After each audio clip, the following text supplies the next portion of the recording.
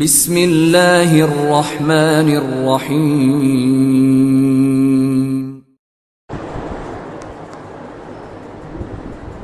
السلام عليكم ورحمة الله وبركاته. الحمد لله رب العالمين، والصلاة والسلام على أشرف المرسلين وعلى آله وصحبه وسلم. إن الحمد لله نحمده ونستعينه ونستغفره ونؤمن به ونتوكل عليه ونعوذ بالله من شرور أنفسنا ومن سيئات أعمالنا. من يهده الله فلا مضل له ومن يضلل فلا هادي له، وأشهد أن لا إله إلا الله وحده لا شريك له، وأشهد أن محمدا عبده ورسوله. قال الله تعالى: يا أيها الذين آمنوا اتقوا الله حق تقاته ولا تموتن إلا وأنتم مسلمون. وقال تعالى أيضا: يا أيها الناس اتقوا ربكم الذي خلقكم من نفس واحدة وخلق منها زوجها وبث منهما رجالا كثيرا ونساء، واتقوا الله الذي تساءلون به والأرحام إن الله كان عليكم رقيبا. وقال تعالى أيضا: يا أيها الذين آمنوا اتقوا الله وقولوا قولا سديدا يصلح لكم أعمالكم ويغفر لكم ذنوبكم، ومن يطع الله ورسوله فقد فاز فوزا عظيما. صدق الله العلي العظيم. قال نبينا صلى الله عليه وسلم: فإن الأصدق الحديث كتاب الله، وخير الهدي هدي محمد صلى الله عليه وسلم، وشر الأمور محدثاتها، وكل محدثة بدعة، وكل بدعة ضلالة، وكل ضلالة في النار. வார்த்தைகளில் சிறந்தது அல்லாஹ்வுடைய வார்த்தை என்றும், வழிகாட்டுதலில் சிறந்தது நபிகள் நாயகம் ஸல்லல்லாஹு அலைஹி வஸல்லம் அவர்களுடைய வழிகாட்டுதல் என்றும், காரியங்கள் மிக மிக கெட்டது மார்க்கத்தில் புதுமையை உண்டாக்குவது, ஒவ்வொரு புதுமையான காரியமும் வழிகேடுகள் அனைத்தும் உங்களை நரகில் கொண்டு போய் சேர்க்கும் என்று நமது நபி ஸல்லல்லாஹு அலைஹி வஸல்லம் அவர்கள் தங்களுடைய ஒவ்வொரு சொற்பொழிலும் இந்த மனித சமுதாயத்திற்கு ஞாபகப்படுத்தியதை இந்த நல்ல சந்தர்ப்பத்தில் இங்கு ஒன்று கூடியிருக்கின்ற உங்களுடைய சிந்தனையிலும் ஆர்வமாக இந்த நபிமொழியை ஞாபகப்படுத்தி எனது உதவி ஆர்வம் செய்கிறேன். அல்ஹம்துலில்லாஹ். கண்ணியமானவர்களே, அல்லாஹ்வுடைய அல்லாஹ் தஆலா தன்னுடைய நேரத்துவ கலிமாவை வைப்பதற்காக இந்த உலகத்தில் எண்ணற்ற குர்ஆன்களையும் ரசூல்மார்களையும் அனுப்பி வைத்தார். அவர்கள் அனைவர்களுமே அல்லாஹ்வுடைய கட்டளையும் படி அவர்களுக்கு அனுப்பப்பட்ட சமுதாய மக்களிடத்தில் அல்லாஹ்வுடைய நேரத்துவ கலிமாவை வைத்தார்கள்.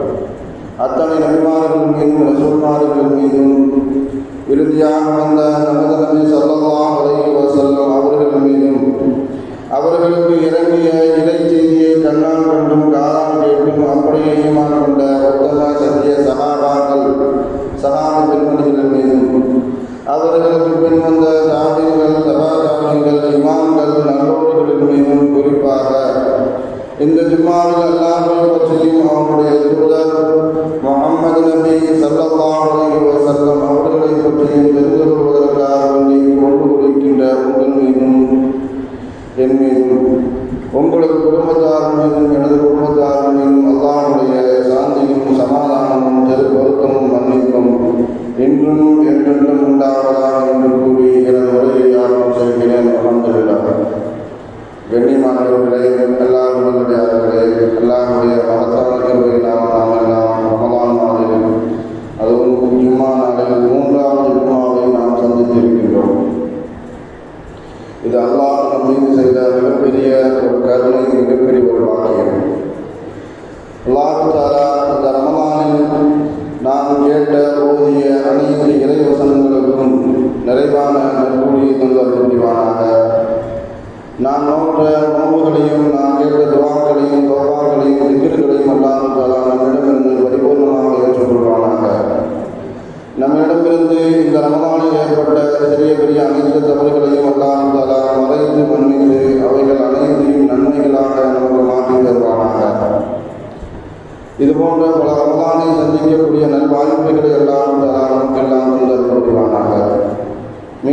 இருக்கின்ற அனைத்து நோன்புகளையும் பரிபூர்ணமாக உடல் ஆரோக்கியத்தோடு பரிபூர்ண சுகத்தோடு நோக்குவதற்கெல்லாம் நமக்கெல்லாம் அருள் புரிவானாக. கண்ணியமானவர்களே, அல்லாஹ் நல்லடியார்களே, நாம் எல்லாம் ஒரு வரலாற்று சிறப்புமிக்க ஒரு நாளை கடந்து வந்திருக்கின்றோம். அதாவது நேற்றைய தினம் பதிலுடைய தினம். இந்த பதில் போரின் மூலமாக இந்த முஸ்லிம்களுக்கு கிடைத்த மிகப்பெரிய வெற்றி, அந்த வெற்றியின் மூலமாக முஸ்லிம்கள் அடைந்து கொண்ட நன்மைகள் பாக்கியங்கள் என்ன என்பதை குறித்து இந்த ஜும்மாவின் வாயிலான ஒரு சில விஷயங்களை நாம் தெரிந்து கொள்ள கடமைப்பட்டிருக்கிறோம். பதில் போர் இஸ்லாத்தில் நடந்த முதல் போர், மிக முக்கியமான போர்.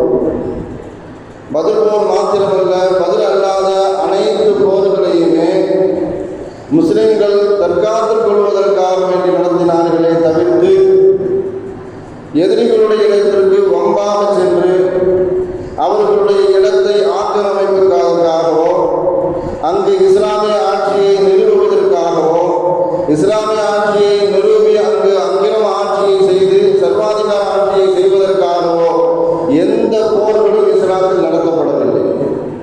பதில் உட்பட அனைத்து போர்களுமே தற்காத்துக் கொள்வதற்காக வேண்டி, நம்மை தீண்டுவதற்கு அல்லது நம்மை அருகாமையில் ஒரு விஷக்கடி ஜந்துக்களோ ஏதோ வருவது சொல்ல நாம் தற்காத்துக் கொள்வதற்காக, எப்படி நம்மை தற்காத்துக் கொள்வதற்காக வேண்டி அதை தாக்குகின்றோமோ, அல்லது நம்ம உடலில் ஏற்பட்ட ஒரு சின்ன பரு அது நாளடைவில் பெரியதாக ஆகி மிகப்பெரிய ஒரு பொண்ணாக ஆகிவிடும் என்ற அச்சத்தின் காரணமாக எப்படி துரிதமாக நாம் மருத்துவ சிகிச்சைகளை எடுத்துக்கொள்கின்றோமோ, அதுபோலத்தான் இஸ்லாத்தில் நடந்த அனைத்து போர்களையுமே தற்காத்துக் கொள்வதற்காக வேண்டி இவர்கள் நம்மை தாக்குகிறார்கள், தாக்கிவிடக் கூடாது என்பதற்காக வேண்டி தற்காப்புக்காக நடந்த சில போர்கள், இவர்கள் நம்மை தாக்க நினைக்கின்றார்கள் என்பதற்காக வேண்டி நடந்த சில போர்கள்.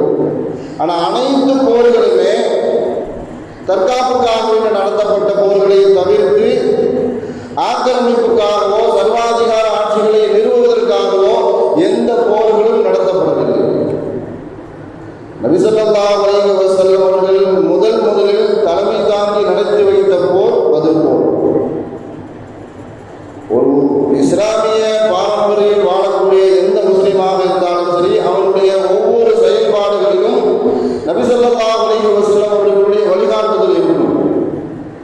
பிறப்பில் இருந்து இறப்பு வரைக்கும் ஒரு இஸ்லாமியன் தன்னுடைய வாழ்நாளில் எந்த செயல்பாடுகளை செய்வதாக இருந்தாலும் சரி, எந்த சூழ்நிலையிலும் எந்த கட்டத்திலும் எந்த துறை சார்ந்த விஷயங்களாக இருந்தாலும் சரி, அது நபி ஸல்லல்லாஹு அலைஹி வஸல்லம் அவர்களுடைய வழிகாட்டுதல் இல்லாமல் எந்த செயல்பாடையும் ஒரு இஸ்லாமியனால் செய்ய முடியாது, ஒரு முஸ்லிமால் செய்ய முடியாது.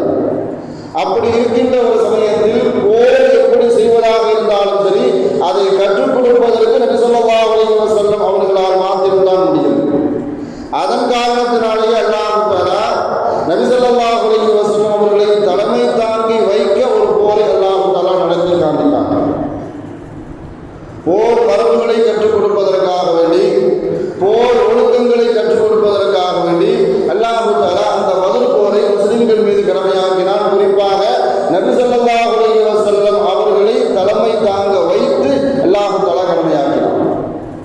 நபி ஸல்லல்லாஹு அலைஹி வஸல்லம் அவர்கள் போர் வரைமுறைகளை பற்றி, ஒழுங்குமுறைகளை பற்றி முஸ்லிம்களுக்கு சஹாபாக்களுக்கு சொல்லும் பொழுது, போரில் நீங்கள் பெண்களை கொல்லக்கூடாது, குழந்தைகளை நீங்கள் கொல்லக்கூடாது, வயதானவர்களை நீங்கள் கொல்லக்கூடாது, பிற மத ஆலயங்களை நீங்கள் இடிக்கக்கூடாது, மரங்களை நீங்கள் வெட்டக்கூடாது, பொது சொத்துக்கு நீங்கள் சேதம் விளைவிக்கக்கூடாது, பொது அமைதிக்கு நீங்கள் குந்தகம் விளைவிக்கக்கூடாது போன்ற போர் மரபுகளை, போர் ஒழுக்கங்களை நபி ஸல்லல்லாஹு அலைஹி வஸல்லம் அவர்கள் சஹாபாக்களுக்கு கற்றுக் கொடுத்தார்கள்.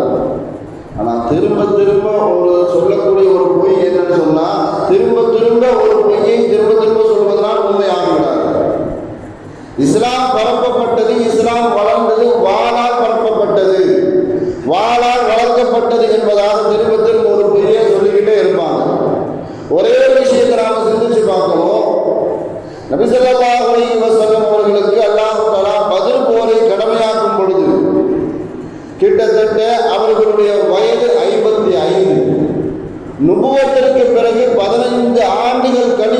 தான் அல்லாஹ் தஆலா பத்ர் போரை கடமையாக்குகிறான்.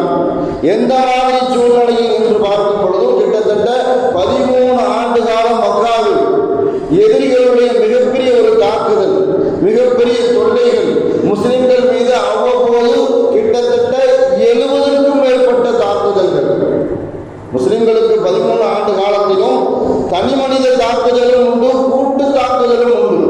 இந்த 10 ஆண்டு ஆட்சி காலகட்டத்தில் பாசிச அரசாங்கம் என்ன செய்து கொண்டு இருக்கின்றதோ இதே விஷயத்தை தான் மக்கத்து குறைஷி காபிர்கள் முஸ்லிம்கள் மீது கிட்டத்தட்ட 70க்கும் மேற்பட்ட தாக்குதல்களை நடத்தி முடிக்கிறார்கள். அதுல ஸல்லல்லாஹு அலைஹி வஸல்லம் அவர்கள் கூட விதிவிலக்கு இல்லை. அபூபக்கர் விதிவிலக்கு அல்ல, உமர் ரலியல்லாஹு அவர்களும் விதிவிலக்கு அல்ல. ஒரு சில சஹாபாக்களை மாத்திரம் தொடுவதற்கு எதிரிகள் பயந்தார்களே தவிர்த்து மற்ற எல்லா சஹாபாக்களும் அந்த தாக்குதலுக்கு உட்படுத்தப்பட்டார்கள். 15 வருஷம் 13 வருஷம் மக்காவில் தான் நம்மளை தொந்தரவு கொடுக்கின்றார்கள், துன்பப்படுத்துகிறார்கள், தொல்லை கொடுக்கிறார்கள். நாம் மதீனாவுக்கு சென்றாவது நாம் நிம்மதியாக வாழ வேண்டும் என்று மதீனாவுக்கு இடம்பெயர்ந்து சென்ற பிறகும் கூட அங்கு சென்று முஸ்லிம்கள் நிம்மதியாக வாழக்கூடாது என்பதற்காக வேண்டி எதிரிகள் எப்பொழுது நினைத்தார்களோ அப்பொழுதுதான் அல்லாஹ் தஆலா பத்ர் போரை கடமையாக்குகிறான். கிட்டத்தட்ட 15 வருஷம் எதிர் தாக்குதல் முஸ்லிம்கள் நடத்தவே இல்லை. எத்தனையோ சஹாபாக்கள் வந்து சொன்னார்கள். கப்பாப் ரலியல்லாஹு தன்னுடைய இடுப்பை தூக்கி காமிச்சாங்க, யா ரசூலல்லாஹ் எனக்கு பாருங்க. பிலால் ரலியல்லாஹு வந்து சொன்னாங்க, சமுதாயத்தில் மிகப்பெரிய குன்றிய அளவுக்கு இருக்கக்கூடிய சிறுபான்மையினராக இருக்கக்கூடிய சஹாபாக்கள் எல்லாம் ஸல்லல்லாஹு அலைஹி வஸல்லம் அவர்கள்ட்ட வந்து தன்னுடைய உடல்நிலையை குறித்து அவர்களிடத்தில் சொல்லி காட்டினார்கள். அப்பொழுது கூட போர் செய்ய வேண்டும் என்று அல்லாஹ் தஆலா கடமையாக்கவே இல்லை. கிட்டத்தட்ட ஸல்லல்லாஹு அலைஹி வஸல்லம் அவர்களும் சஹாபாக்களும் 15 வருஷ ஆண்டு காலமாக வாளை எதிர்த்தாக்குவதற்காக வேண்டி தொடவே இல்லை. முதல்ல அல்லாஹ் தஆலா போரை கடமையாக்கும் பொழுது அந்த வாசகத்தை குர்ஆனில் குறிப்பிட்ட பிறகுதான் அல்லாஹ் தஆலா போரை கடமையாக்குறான். சூரத்துல் ஹஜ்ஜில 39வது வசனத்தில் அல்லாஹ் தஆலா சொல்லி காட்டுவான், உதினல்லதீன யகாத்தலூன், உங்களுக்கு போர் கடமையாக்கப்பட்டு விட்டது என்பதாக சொல்லிவிட்டு அல்லாஹ் தஆலா கடந்து போகல. அடுத்த வார்த்தை அல்லாஹ் தஆலா சொல்லுவான், பி அன்னஹும் துலிமு, நீங்கள் அநீதம் இழைக்கப்பட்டு இருக்கிறீர்கள். காபீர்களால் முஸ்லிம்களுக்கு அநீதம் இழைக்கப்பட்டதன் காரணத்தினால் எதிர்த்தாக்குதல் செய்வதற்காக வேண்டி அல்லாஹ் தஆலா முஸ்லிம்களுக்கு போரை கடமையாக்கிவிட்டான் என்ற போர் சம்பந்தமாக முதல் வசனத்தை அல்லாஹ் தஆலா சூரத் ஹஜ்ஜில கடமையாக்கும் பொழுது எதிர்த்தாக்குவதற்காக வேண்டிதான் அல்லாஹ் தஆலா சொல்லவே செஞ்சான். கிட்டத்தட்ட 15 ஆண்டு காலம் எந்த விதமான தாக்குதலும் இல்லை. இதற்கு பிறகுதான் ஸல்லல்லாஹு அலைஹி வஸல்லம் அவர்களும் முஸ்லிம்களும் எதிரிகளை தாக்குவதற்காக வேண்டி எதிர்த்தாக்குவதற்காக வேண்டி வாளை கையில் கொடுக்கிறார்கள். அதன் பிறகுதான் இஸ்லாத்தினுடைய வளர்ச்சி. இவர்கள் சொல்ற மாதிரி இஸ்லாம் வாளால் பரப்பப்பட்டது அல்ல. ஒரே ஒரு விஷயத்தை சிந்திச்சு பார்க்கணும், ஒரு கற்பனைக்காக வேண்டி. இந்த பத்ர் போர் இல்லை அப்படின்னு சொன்னா இஸ்லாம் இல்லை. இந்த பத்ர் போர் நடக்கல அப்படின்னு சொன்னா இன்று உலகத்தில் வாழக்கூடிய 200 கோடி முஸ்லிம்கள் இல்லை. இந்த பத்ர் போர்ல வெற்றி கிடைக்கல அப்படின்னு சொன்னா இஸ்லாமிய நாடுகள் என்று இந்த உலகத்தில் எத்தனை நாடுகள் இருக்கின்றதோ எந்த நாடுகளும் இல்லை. இந்த பத்ர் போர்ல வெற்றி கிடைக்கல அப்படின்னு சொன்னா எந்த நாடுகளுக்கும் எந்த பகுதிகளுக்கும் இஸ்லாம் சென்று இருக்காது. எதனால இந்த பத்ர் போரை வருடம் நினைவுபடுத்தப்படுகிறது, எதனால பேசப்படுகிறது என்று சமூகம் சிந்தித்து பார்க்கும் பொழுது இந்த விஷயத்தை அடுத்த தலைமுறைக்கு அதனுடைய நிறம் மாறாமல் கொண்டு போய் சேர்க்கக்கூடிய கடமை நம்மில் ஒருவருக்கும் உண்டு. அடுத்த தலைமுறைக்கு போய் சேர்க்கணும். இந்த இஸ்லாம் நம் இடத்தில் எப்படி வந்து சேர்ந்தது, இஸ்லாம் கடந்து வந்த பாதைகள் என்ன, பத்ர் போரின் மூலமாக இந்த சமூகத்திற்கு கிடைத்த நன்மைகள் என்ன என்பதை குறித்து அடுத்த தலைமுறைக்கு கொண்டு போய் சேர்க்க வேண்டிய கடமை இந்த முஸ்லிம் சமூகத்தில் உள்ள ஒவ்வொருவருக்கும் அது இருக்கிறது. ஸல்லல்லாஹு அலைஹி வஸல்லம் அவர்களுடைய வார்த்தைகள் சொல்வதாக இருந்தால் இப்படை தோற்கும் எப்படை வெல்லும். ஸல்லல்லாஹு அலைஹி வஸல்லம் அவர்கள் அல்லாஹ்விடத்தில் இதைத்தான் கேட்டார்கள், யா அல்லாஹ் இந்த படை தோற்று அழிக்கப்பட்டு விட்டால் உன்னை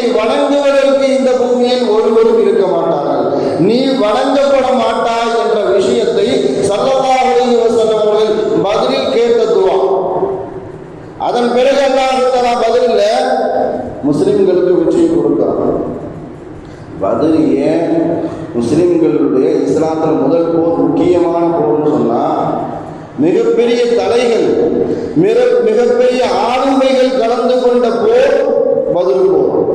ஸல்லல்லாஹு அலைஹி வஸல்லம் அவர்கள் முதலில் தலைமை தாங்கி நடத்திய போர். ஏன் இதை அடிக்கடி சொல்லக்கூடிய சூழல் சொன்னா, இஸ்லாத்தில் எத்தனையோ போர்கள் நடந்திருக்கிறது. ஸல்லல்லாஹு அலைஹி வஸல்லம் அவர்களுடைய காலகட்டத்தில் அவர்கள் இருக்கும் பொழுதும் கிட்டத்தட்ட 19 போர். அதில் ஸல்லல்லாஹு அலைஹி வஸல்லம் அவர்கள் வழிநடத்தி சென்ற போர் 9 போர். மீறி இருக்கின்ற போரை வழி அனுப்பித்தான் உள்ளார்கள், வழிநடத்தி செல்லவில்லை. ஸல்லல்லாஹு அலைஹி வஸல்லம் அவர்கள் தலைமை தாங்கி நடத்திய முதல் போர். உஸ்மான் ரலியல்லாஹு தஆலா அன்ஹு அவர்களை தவிர்த்து 3 கலீஃபாக்களும் பங்கெடுத்துக் கொண்ட போர் பத்ர் போர். மதீனாவின் ஆளுமைகள் என்று சொல்லக்கூடிய, அடையாளங்கள் என்று சொல்லக்கூடிய ஸஅத் இப்னு முஆத் ரலியல்லாஹு போன்ற மிகப்பெரிய சஹாபிகள் எல்லாம் கலந்து கொண்ட போர் பத்ர் போர். அல்லாஹ் தஆலா 1000, 3000, 5000 என்று போர்களில் அல்லாஹ் தஆலா மலக்குமார்களை அனுப்பி வைத்த போர் பத்ர் போர். ஜிப்ரீல் அலைஹிஸ்ஸலாம், மீகாயில் அலைஹிஸ்ஸலாம், இஸ்ராஃபீல் அலைஹிஸ்ஸலாம் போன்ற 5000 வானவர்கள் மலக்குமார்கள் கலந்து கொண்டு போர் தளவாளங்களுடன் கலந்து கொண்ட போர் பத்ர் போர். இதே மாதிரி தான் எதிரி அணியிலும் கூட மக்கத்து ஆளுமைகள், மக்கத்து அடையாளமாக இருக்கக்கூடிய பெரிய பெரிய தலைவர்கள் எல்லாம் கலந்து கொண்ட போர் பத்ர் போர். அதற்கு பின்னாடி எந்த போர்கள் கலந்துக்கக்கூடிய வாய்ப்பு கிடைக்கல. காரணம், யாருமே அந்த போருக்கு அப்புறம் உயிரோடு இல்லை. அதுதான் யதார்த்தமான உண்மை. அல்லாஹ் தஆலா முஸ்லிம்களுக்கு பத்ர் போரை கடமையாக்கி வைத்த பிறகு அதில் பத்ர் போருக்கு வெளியிலேயும் சில சம்பவங்கள் நடந்தது. பத்ர் போரிலும் சில சம்பவங்கள் அல்லாஹ் தஆலா நடத்தி காமித்தான். பத்ர் போர் வெளியிலேயும் பத்ர் போர் முடிந்த பிறகும் சில சம்பவங்கள் நடந்தது. நம்ம அதையெல்லாம் வந்து பேசுறதா இருந்தால் ஒரு சும்மா பத்தாது. பத்ர் போருக்கு அல்லாஹ் தஆலா வெற்றி கிடைப்பதற்கு மிகப்பெரிய காரணமாக சில 5 விஷயங்கள் அல்லாஹ் தஆலா உதவிகளாக செய்தான். முதல் விஷயம் என்னன்னு சொன்னா, அல்லாஹ் குர்ஆன்ல சொல்லி காட்டும் பொழுது உதுநிலையிலதையும் யுகாத்தலும் போர் அல்லாஹ் தஆலா கடமை ஆக்கிட்டான். பத்ர் சஹாபாக்களுக்கு பத்ர் பக்கம் அல்லாஹ் தஆலா அல்லாஹ்வுடைய உத்தரவின் அடிப்படையில் ஸல்லல்லாஹு அலைஹி வஸல்லம் அவர்கள் சஹாபாக்களை எல்லாம் கூட்டி வந்துட்டார்கள். வந்ததற்கு பிறகு பத்ருக்கு கிடைத்த மிகப்பெரிய வெற்றிக்கு முக்கிய காரணம், முதல் காரணம் இடத்தேர்வு. ஸல்லல்லாஹு அலைஹி வஸல்லம் அவர்கள் ஒரு இடத்துல போய் உட்கார்ந்துட்டாங்க. சஹாபாக்களை அழைத்து கொண்டு வந்து உட்கார்ந்த பிறகு ஒரே ஒரு சஹாபி மாத்திரம் அங்கு இங்கும் சுற்றி கொண்டே இருக்கிறார்கள். அந்த சஹாபி பேரு ஹுபாப் ரலியல்லாஹு தஆலா. அந்த சஹாபி மாத்திரம் அந்த பத்ர்களத்தை அப்படி சுத்திக்கிட்டே வராங்க. சுத்திட்டே வந்து ஸல்லல்லாஹு அலைஹி வஸல்லம் அவர்கள்ட்ட கேட்கிறாங்க, யா ரசூலல்லாஹ், இந்த இடத்துல வந்து உட்கார்வதற்கு காரணம் வஹியா அல்லது உங்களுடைய சுய முடிவான்னு கேட்கிறாங்க. அல்லாஹ்வுடைய உத்தரவா அல்லது உங்களுடைய சுய முடிவா என்பதாக கேட்கிறார்கள். ஸல்லல்லாஹு அலைஹி வஸல்லம் அவர்களிடத்தில் ஹுபாப் ரலியல்லாஹு. ஏன்னு சொன்னா, அல்லாஹ்வுடைய உத்தரவாக தான் எங்களுக்கு கருத்து சொல்லக்கூடிய உரிமை இல்லை. அல்லாஹ் முஃமின்களுக்கு ஸல்லல்லாஹு அலைஹி வஸல்லம் அவர்கள் எந்த கட்டளை இட்டாலும் அதன் பிறகு எந்த கருத்து சொல்வதற்கும் யாருக்கும் எந்த உரிமையும் கிடையாது. அந்த அடிப்படையில் ஹுபாப் ரலியல்லாஹு கேட்கிறாங்க, கருத்து சொல்ல உரிமை இருக்கிறதா? இது அல்லாஹ்வுடைய கட்டளையா? அல்லாஹ்வுடைய கட்டளையாக இருந்தால் எங்களுக்கு கருத்து சொல்வதற்கு உரிமை இல்லை. அப்படி இல்லைன்னு சொன்னால் கருத்து சொல்லலாமான்னு கேட்கிறாங்க.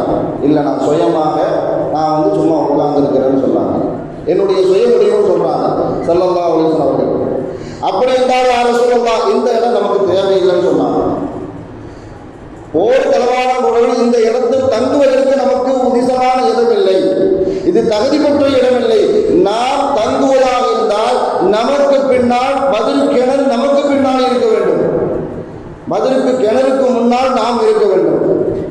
எதிரிகள் தண்ணி எடுப்பதாக இருந்தால் நம்மை கடந்து சென்றுதான் எடுக்க வேண்டும். அப்படி ஒரு இடத்தை தேர்வு செய்து நாம் தங்கிவிடலாம் என்பதாக ஹுபாப் ரலியல்லாஹு ஒரு அழகான ஒரு ஆலோசனையை ஸல்லல்லாஹு அலைஹி வஸல்லம் அவர்கள் உட்பட சஹாபாக்களுக்கு சொன்னபோது ஸல்லல்லாஹு அலைஹி வஸல்லம் அவர்கள் அதை ஏற்றுக்கொண்டார்கள். அவர்கள் ஹுபாப் ரலியல்லாஹு சொன்ன மாதிரியே பத்ர் கிணத்தை தனக்கு பின்னால் வைத்துக் கொண்டு ஸல்லல்லாஹு அலைஹி வஸல்லம் அவர்களும் சஹாபாக்களும் அதற்கு முன்னால் தங்கிக் கொண்டார்கள். இது பத்ர் போருக்கு கிடைத்த வெற்றிக்கு முதல் காரணம். இரண்டாவது காரணம் காரணம் என்னன்னு சொன்னா, அன்று இரவு சஹாபாக்களுக்கும் அல்லாஹ் தஆலா தூக்கத்தை கொடுத்தான். எல்லாரும் நிம்மதியா தூங்கினாங்க. மனோதத்துவ டாக்டர்கிட்ட போய் கேட்கும் பொழுது, எனக்கு எப்பவுமே மன உளைச்சலா இருக்குதுன்னு சொன்னா முதல் காரியம் தூக்க மாத்திரை தான் தருவாங்க. முதல் தூங்குங்க. தூக்க இல்லைன்னு சொன்னா கண்ட சிந்தனைகள் எல்லாம் வரும், மன உளைச்சல் வரும், எல்லாமே வரும். நீங்க கொஞ்ச நேரம் தூங்கி எழுந்துட்டீங்கன்னு சொன்னா மைண்ட் ஃப்ரீயாக. மனோதத்துவம் சார்ந்த எல்லா மருத்துவர்களும் சொல்லக்கூடிய விஷயம், எத்தனை தடவை போனாலும் சரி முதல்ல நிம்மதியா தூங்கி எழுந்திங்க, உனக்கு எல்லா கவலையும் போயிடும். ஆனா பதிர்களம் என்பது வாழ்வா சாவா என்ற ஒரு போர்க்களம். நாளை காலை விடிந்தால் நாம் உயிரோடு இருப்போமா அல்லது நாம் எல்லாம் செத்து மடிந்து விடுவோமா என்ற சூழலில் இருக்கின்ற அந்த போரில் அல்லாஹ் தஆலா முஸ்லிம்களுக்கு ஞானத்தாக இது வஷீக்கும் நாஸ், நான் முஸ்லிம்களுக்கு தூக்கத்தை கொடுத்தேன் என்பதாக அல்லாஹ் சொல்லி காட்டுவான். நாளைக்கு நம்ம பயணம் பெறப்பட போல வெளிநாட்டு பயணமோ அல்லது வெளியூர் பயணமோ எப்படி இருந்தாலும் சரி, 3 மணிக்கு ஃப்ளைட்டு அல்லது 3 மணிக்கு ட்ரெயின் அப்படின்னு சொன்னா வீட்டில் யாருமே தூங்க மாட்டோம். வீட்டில் யாருக்கும் தூக்கம் வராது, தூங்க மாட்டோம் இல்லை, யாருக்குமே தூக்கம் வராது. அதே சிந்தனை நாம நம்மளுடைய வாகனத்தை, நம்மளுடைய ரயிலை, நம்மளுடைய பஸ்ஸை, நம்மளுடைய விமானத்தை யாரும் தப்பிவிடக்கூடாது என்பதற்காக வேண்டி வீட்டில் எல்லாருமே உஷாராக இருப்போம், விழிப்புணர்வோடு இருப்போம். அதே மாதிரி வீட்டில் ஒரு துக்க நிகழ்ச்சி நடந்துருச்சு அப்படின்னு சொன்னா அப்படி இருந்தாலும் கூட வீட்டில் யாருக்கும் என்ன செய்யாது, தூக்கம் வராது.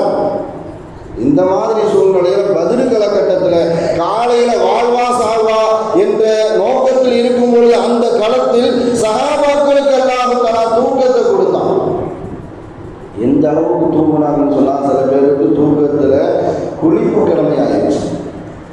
அந்த அளவுக்கு தூங்கினார்கள் சஹாபாக்கள், காலையில் எழுந்திருக்கிறார்கள். இது 2வது பதில் வெற்றிக்கு கிடைத்த மிகப்பெரிய முக்கிய காரணம். 3வது காரணம் என்னன்னு சொன்னா, பதிலின் காலையில் அல்லாஹ் தஆலா மழை பொழிய வச்சான். மழை பெய்யுது.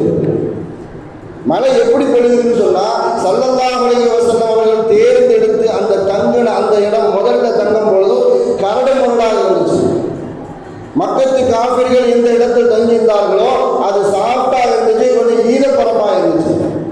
ஆனால் அல்லாஹ் தஆலா மழை பொழிந்த உடனே ஸல்லல்லாஹு அலைஹி வஸல்லம் அவர்களும் முஸ்லிம்களும் எந்த இடத்தில் தங்கியிருந்தார்களோ அந்த இடத்துல மழை பொழிந்த உடனே அந்த இடம் சாஃப்டாகி நல்ல கல்லு மாதிரி தர ஆயிடுச்சு.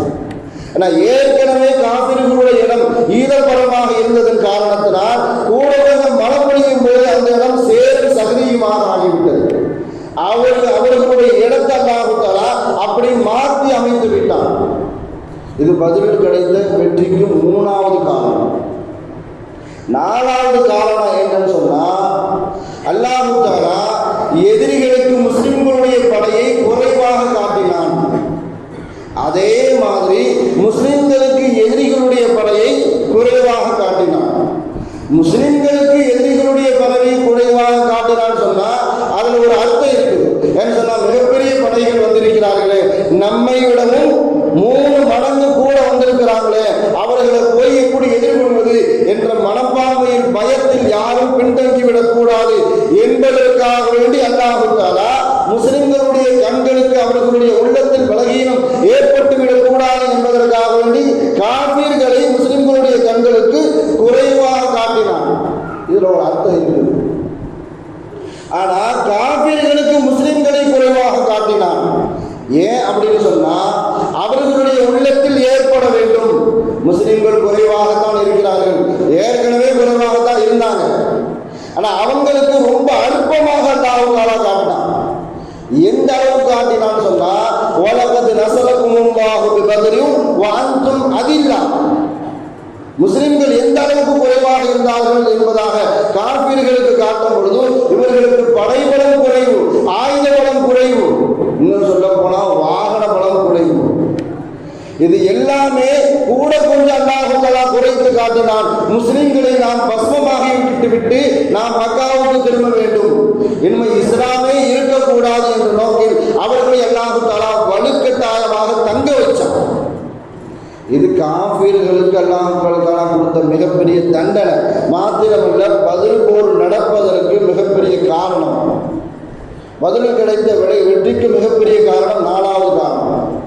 அஞ்சாவது காரணத்தை தான் அல்லாஹ் தஆலா ஒரு இடத்துல 1000 மலக்குமார்கள், ஒரு இடத்துல அல்லாஹ் தஆலா சொல்லி காட்டும் பொழுது 3000 மலக்குமார்கள், ஒரு இடத்துல அல்லாஹ் சொல்வான் 5000 மலக்குமார்கள். ஸல்லல்லாஹு அலைஹி வஸல்லம் அவர்கள் பத்ருக்கு முன்றைய தினம் இரவு அல்லாஹ்விடத்தில் துஆ செய்து கொண்டே இருந்தார்கள். யா ஹய்யு யா கய்யூம் பிரஹ்மதிக நஸ்தகீஸ், இதை ஓதிக்கிட்டே இருந்தாங்க ஸல்லல்லாஹு அலைஹி வஸல்லம் அவர்கள். நாம் எல்லாம் கேள்விப்பட்டிருக்கோம் இஸ்முல் ஆலம், அல்லாஹ்வுடைய 99 பேர்ல இஸ்முல் ஆலம் எதுல இருக்குது அப்படின்னு சொல்லி யாருக்கும் தெரியாது. ஆனால் அதிகமான பேர் சொல்லக்கூடிய விஷயம் என்னன்னு சொன்னா, குர்ஆனில் அல்லாஹ் தஆலா எந்த இடத்திலெல்லாம் இஸ்முல் ஆலம் என்ற பெயர்களை பயன்படுத்துகிறானோ அது எல்லாமே இஸ்முல் ஆலம் தான்.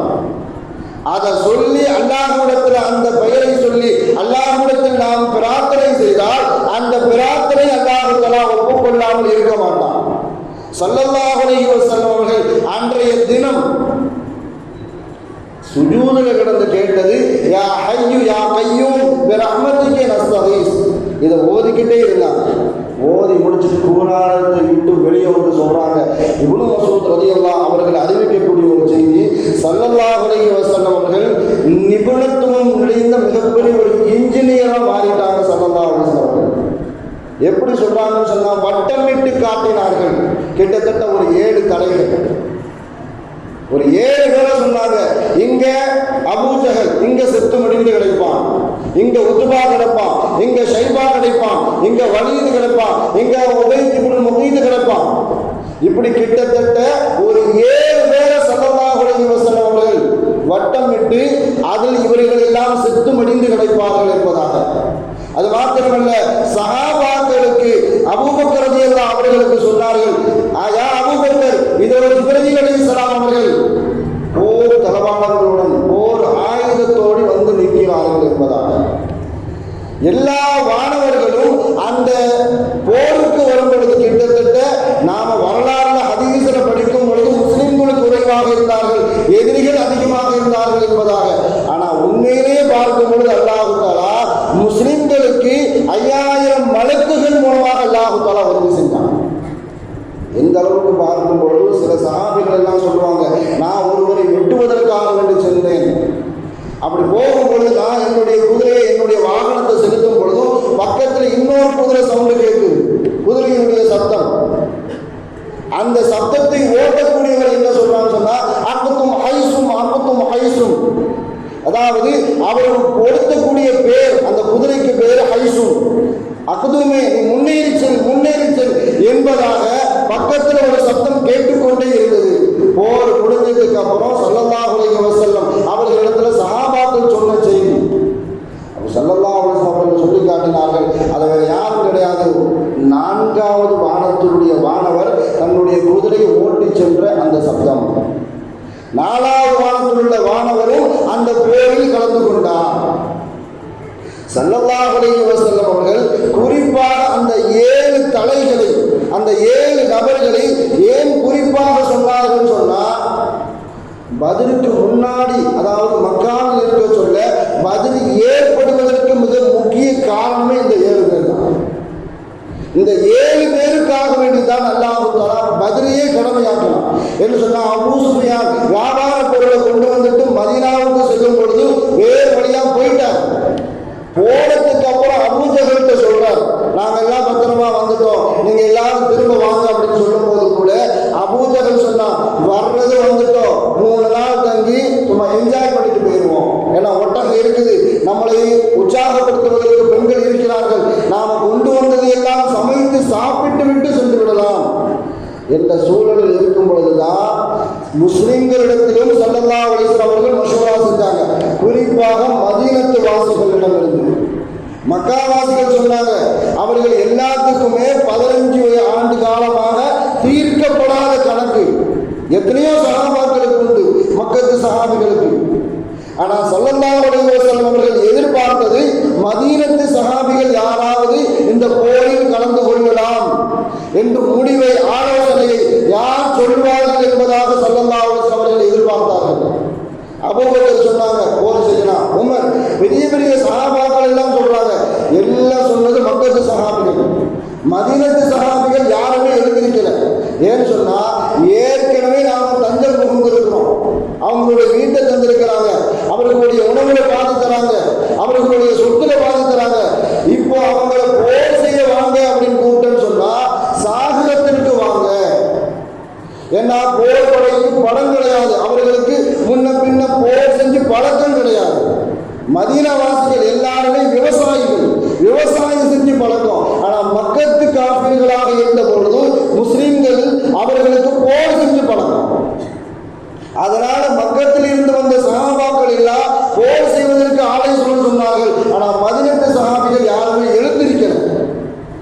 ஏன் எழுந்திருக்கிறோம் சொன்னா அவர்களுடைய உள்ளுணர்வு, அவர்கள் சொல்ற கருத்து தான் எங்களுடைய கருத்து.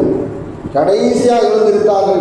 சாது இப்னு முஆத் ரலியல்லாஹு அன்ஹு, யா ரசூலல்லாஹ், நீங்கள் யாருடைய பதிலை எதிர்பார்த்து நீங்கள் இப்படி தாமதிக்கிறீர்கள்? நாங்க எதுவும் சொல்லணும்னு சொல்லி எதிர்பார்க்கிறீங்களா? பிராங்கா சொல்றதா இருந்தா அதுதான் அப்படின்னு சொன்னாங்க ஸல்லல்லாஹு அலைஹி வஸல்லம். மதீனத்து வாசிகள் நீங்கள் உத்தரவாதம் கொடுக்கணும் அப்படின்னு சொல்லும் போதுதான் அதிகமான வார்த்தையை சாது இப்னு முஆத் ரலியல்லாஹு அன்ஹு சொன்னார்கள். மதீனத்து வாசிகளின் சார்பாக யா ரசூலல்லாஹ், நான் உங்களுக்கு உத்தரவாதம் தரேன்னு சொன்னாங்க. அந்த சஹாபி சொன்ன வார்த்தைகளில் சில வார்த்தைகள், நாங்கள் போரில் புதல்மிகு காட்டி ஓட மாட்டோம், உங்களுக்கு எப்படி சத்தியம் செய்து தந்தோமோ அதன்படி நாங்கள் நடந்து கொள்வோம். மாத்திரமல்ல, இங்கு ஒரு கடல் இருக்கிறது, அந்த கடலில் சென்று மதீனாவாசிகள் அனைவரும் அங்கு குதித்து செத்து மடிந்து விடுங்கள் என்று சொல்றார் போல ஒரு மதீனாவாசி கூட தாமதிக்க மாட்டோம், எல்லாரும் கடல்ல போய் குதித்து விடுவோம். அந்த அளவுக்கு தங்களுடைய வாக்குறுதியை சாது இப்னு முஆத் ரலியல்லாஹு அன்ஹு மதீனத்து வாசிகளின் வழியாக சொன்னார்கள். இப்படியெல்லாம் வாக்குறுதி கொடுத்த பிறகுதான் ஆயுதம் கிடையாது, படைபலம் கிடையாது, வாகன பலம் கிடையாது, இருந்தாலும் அல்லாஹ் தஆலா அந்த போரை வலுக்கட்டாயமாக ஆக்கினதுக்கு காரணம் அந்த 7 பேர். அபூ ஜஹல், உத்பா, ஷைபா, வலீத் போன்ற ஒரு 7 பேர் நாமெல்லாம் கேள்விப்பட்டிருக்கோம் வரலாறுல. ஸல்லல்லாஹு அலைஹி வஸல்லம் அவர்கள் தொழுது கொண்டு இருக்கும் பொழுது ஒட்டகத்தினுடைய மலக்குடலை கொண்டு போய் ஸல்லல்லாஹு அலைஹி வஸல்லம் அவர்கள் மேலே கொண்டு போய் போட்டுருவாங்க. அதுல மிகப்பெரிய அளவுக்கு மும்முரம் காட்டுவது ஒருத்தன். அவன் அல்லாத மாத்திரமல்ல அந்த 7 பேரையும் அல்லாஹு தஆலா தீர்க்க வேண்டும் என்று அல்லாஹு தஆலா முடிவு பண்ணிட்டான். குர்ஆனிலும் சரி ஹதீஸிலும் சரி எங்க வரலாறு எடுத்து பார்த்தாலும் சரி ஸல்லல்லாஹு அலைஹி வஸல்லம் அவர்களுடைய நுபுவத்திற்கோ அவர்களுடைய கண்ணியத்திற்கோ யார் பங்கம் விளைவிக்கின்ற அளவுக்கு நடந்தாலும் சரி அங்கு முன்னாடி அல்லாஹ் நிற்பான். பாதுகாப்பதற்கும் சரி அவர்களுக்கு தண்டனை கொடுப்பதற்கும் சரி. குர்ஆன் முழுக்க வரலாறு எடுத்து பார்த்தாலும் சரி குர்ஆனில் யாரெல்லாம் ஸல்லல்லாஹு அலைஹி வஸல்லம் அவர்களை விமர்சித்திருப்பார்களோ அவர்களை எதிர்த்து ஸல்லல்லாஹு அலைஹி வஸல்லம் அவர்கள் ஒரு வார்த்தை கூட பேசியிருக்க மாட்டாங்க. ஆனா அல்லாஹ் பேசுவான். அல்லாஹ் ஸல்லல்லாஹு அலைஹி வஸல்லம் அவர்களுக்கு பக்கபலமாக நின்று அல்லாஹ் தஆலா பேசுவான். அதற்காக வேண்டிதான் அல்லாஹ் தஆலா இந்த 7 பேரை சோழிய முடிக்கணும் என்பதற்காக வேண்டிய ஆயுதம் கொண்டு போகாத, வாகன பலம் இல்லாத, மனித பலம் இல்லாத அந்த முஸ்லிம்களுக்கு அல்லாஹ் தஆலா போர கடமையாக்கினான். மாத்திரமல்ல, உதிரில்லதீன யுகாத்தலூன பிஅன்னஹும் துலிமு, அல்லாஹ் அந்த ஆயத்தை முடிக்கும் போது சொல்லி காட்டுவான், அவர்களுக்கு உதவி செய்வதற்கு அல்லாஹ் தஆலா மிகப்பெரிய ஆற்றல் உடையவன். அல்லாஹ் தஆலால எந்த உதவியும் அவர்களுக்கு செய்ய முடியும் என்பதற்காக வேண்டிய ஸல்லல்லாஹு அலைஹி வஸல்லம் அவர்களுடைய கழுத்தில் கிடந்த அந்த ஒட்டகத்தினுடைய மலக்குடைகளை எல்லாம் எடுத்து போட்டுட்டு ஃபாத்திமா ரலியல்லாஹு அன்ஹா கொண்டு போய் திட்டுறாங்க. ஏம்மா எங்க வாப்பா இப்படி செஞ்சுட்டீங்களே அப்படின்னு சொல்லும்போது ஸல்லல்லாஹு அலைஹி வஸல்லம் அவர்கள் அதெல்லாம் தட்டி விட்டுட்டு போய் அந்த 7 பேருக்கும் எதிராக துஆ செய்தார்கள். ஒவ்வொரு பேரை சொல்லி ஸல்லல்லாஹு அலைஹி வஸல்லம் அவர்கள் துஆ செய்தார்கள். அதற்கு பழி தீர்க்கத்தான் அல்லாஹ் தஆலா பத்ரையே கடமையாக்கினான். மாத்திரமல்ல, பத்ருக்கு அவர்களை அல்லாஹ் தஆலா வர வச்சான். என் உம்மத்தினுடைய ஃபிரௌன் சொல்லி ஸல்லல்லாஹு அலைஹி வஸல்லம் அவர்களால் அடையாளப்படுத்தப்பட்ட அபூ ஜஹல் சாவுற நேரத்தில் கூட கௌரவத்தை விட்டு கொடுக்கல. அவனை பழி தீர்ப்பதற்கு பல பேர் காத்துக்கிட்டு இருந்தாங்க. வரலாறுல ஹதீஸ்ல படிச்சுப்போம், முஆத் முஅவ்வித் 2 பேரை மறக்கவே முடியாது. 2 சின்ன சிறுவயதுடைய சஹாபாக்கள். முதல்ல தாக்குனது அபூ ஜஹல் தாக்குனது இந்த சஹாபிகள் தான். போய் குத்துவரும் கொலையுமா போட்டுட்டு வந்துட்டாங்க. அதுக்கப்புறம் அபூ ஜஹலுடைய நிலைமை என்ன அப்படின்னு பார்த்து என்பதாக ஸல்லல்லாஹு அலைஹி வஸல்லம் அவர்கள் அனுப்பும் பொழுது இப்னு மஸ்ஊத் ரலியல்லாஹு போனாங்க. ஏன் இவங்க போனாங்கன்னு சொன்னா, ஏற்கனவே இவங்களுக்கு ஒரு கணக்கு பாக்கி இருக்குது. சூரத்துல் ரஹ்மான் முதல்ல இறக்கப்பட்ட பொழுது மக்கால வச்சு அல்லாஹ் தஆலா இறக்கினான். இவங்க ஏற்கனவே குரல் வளமிக்கவர்கள், நல்ல அழகா ஓதுவாங்க. சூரத்துல் ரஹ்மான் இறங்கும் பொழுது அந்த சூறாவை ஸல்லல்லாஹு அலைஹி வஸல்லம் அவர்கள்ட்ட கேட்டுட்டு போய் அப்படியே சத்தமிட்டு ஓடும் போது அபூஜஹல் வந்து ஓங்கி ஒரு ஆளை விட்டுட்டான். இப்னு மஸ்ஊத் ரலியல்லாஹு கொஞ்சம் கட்டையாக தான் இருப்பாங்க, மாற்றுத்திறனாளி அவர்கள். ஆனால் அறிவுல மிகப்பெரிய சிறந்த புத்திசாலி. ஓங்கி அறந்தவனதை காது ஜவ்வு அவர்களுக்கு பிரிஞ்சிருச்சது. யார் ரசூலல்லாஹ் அப்படின்னு வந்தாங்க. அப்போ போர் கடமையாக்கப்படலை. இப்பொழுது போர் கடமையாக்கப்பட்ட பிறகு இப்னு மஸ்ஊத் ரலியல்லாஹு தேடி போறாங்க. தேடி போகக்கூடிய சமயத்தில் குத்துயிலும் கொலையுமா கிடைக்கிறான்.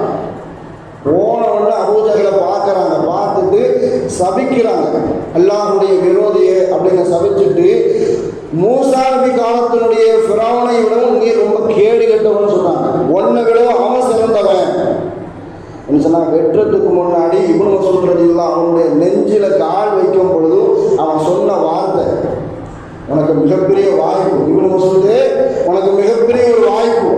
எப்படிப்பட்ட வாய்ப்புன்னு சொன்னா, இதுக்கு முன்னாடி மிகப்பெரிய ஒரு சிறந்த உயிரை நீ கொண்டிருக்க மாட்ட.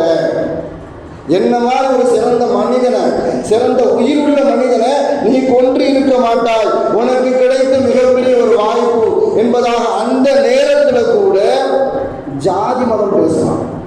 தன்னுடைய மேலாதிக்க ஜாதியினுடைய அந்த திமிர உயிர் போகக்கூடிய நேரத்தில் கூட அபூஜஹல் பேசி காட்டினான். அப்பதான் சொன்னாங்க இப்னு மஸ்ஊத் ரலியல்லாஹு, ஒன்னை விடவும் மூசா நபி காலத்தினுடைய ஃபிரௌன் சிறந்தவன் ஏன்னு சொன்னா, அவன் கடல்ல மூழ்கடிக்க போகக்கூடிய சமயத்தில் கூட தௌபா செஞ்சான். தௌபா ஏற்றுக்கொள்ளப்படலை, அது வேற. ஆனா தௌபா செஞ்சான்.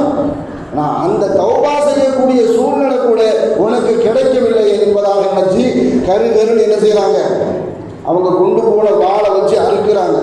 அறுத்த உடனே அந்த தலையை அவர்களால் தூக்கிட்டு போக முடியல, அவ்வளவு பெரிய பாடி. இந்த தலையை அறுத்து என்ன செய்யறாங்கன்னு சொன்னா, அந்த வாளை அவனுடைய இவர்களுக்கு எந்த காது ஜவ்வு பிரிஞ்சு இருந்ததோ அதே மாதிரி அவனுடைய அந்த காதுல அந்த வாளை குத்தி தரன்னு என்ன செய்யறாங்க, இழுத்துட்டு போறாங்க. இப்னு மஸ்ஊத் ரலியல்லாஹு அபூஜஹலுடைய தலையை அப்படி இழுத்துட்டு போறாங்க. யார் ரசூலுல்லாஹ் அபூஜஹல் அப்படின்னு சொன்னாங்க. ஸல்லல்லாஹு அலைஹி வஸல்லம் கேட்கிறாங்க, இது அபூஜஹலான்னு கேட்கிறாங்க.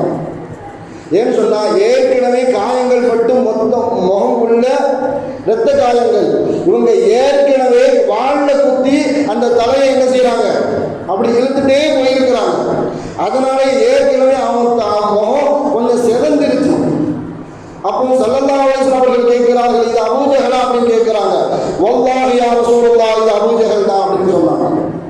அவர்களும் சொன்னாங்க, ஸல்லல்லாஹு அலைஹி வஸல்லம் இவனுக்கு தௌபா செய்யக்கூடிய வாய்ப்பே கிடைக்கல. நிறைய பேரை இவன் தான் போருக்கு கூப்பிட்டு வந்தான்.